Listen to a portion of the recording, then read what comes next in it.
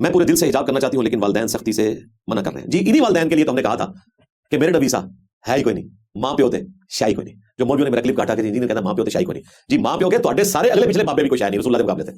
تو اس طرح کے جو معاملات ہوتے ہیں اس میں ماں باپ کو پیار محبت سے سمجھایا جا سکتا ہے, ان سے لڑا نہیں جا سکتا.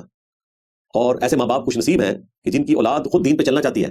یار یہاں پہ تو ایسے لوگ ہیں جو کہتے ہیں کہ جی ہمیں کوئی ایسا وظیفہ بتائیں کہ ہمارے بچے نماز شروع کر لیں, دین کی طرف آ جائیں.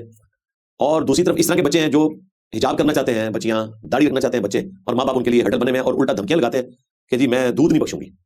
یعنی اولاد کو ماں کہتی ہے کہ میں دودھ نہیں بخشوں گی. کتنا تکبر پہ مبنی ہے جملہ. دودھ تو عورت کے اختیار میں نہیں تھا. تو اللہ سے ڈر جاؤ. اس طرح کے ماں باپ کو شرم کرنی چاہیے اور انہیں اپنی آخرت کی فکر کرنی چاہیے, اور پھر یہ بھی دیکھنا چاہیے کہ تم نے اپنی زندگی گزار لی ہے, آخرت کی تیاری کرو بجائے اس کے کہ اپنی آخرت بھی برباد کرنی ہے, اپنی اولاد کی آخرت بھی برباد کرنی ہے.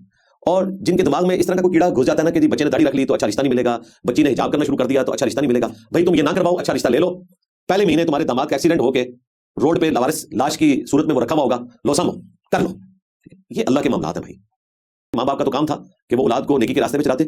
انفسکم واہلیکم نارا, بچاؤ اپنے آپ کو اور اپنے گھر والوں کو جہنم کی آگ سے. تو حجاب کے معاملے میں نے سسٹر سے پہلے بھی ریکویسٹ کی ہے کہ اگر کوئی بہت زیادہ سختی والا معاملہ ہے گھر کی طرف سے, یونیورسٹیز میں, کالجز میں, تو آج کل تو بڑی آسانی ہے, میڈیکل ماسک یوز کریں.